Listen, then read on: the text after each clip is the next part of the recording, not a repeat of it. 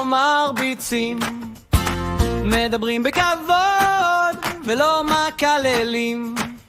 כללי הכיתה, כללי הכיתה.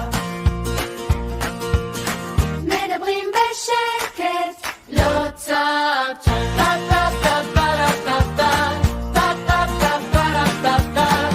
מבקשים רשות לצאת מהכיתה, מחייכים זה לזה, ככה נעים בכיתה. כללי הכיתה, כללי הכיתה. שומרים על הידיים, מכבדים כל נשמה, מבקשים יפה ומקשיבים.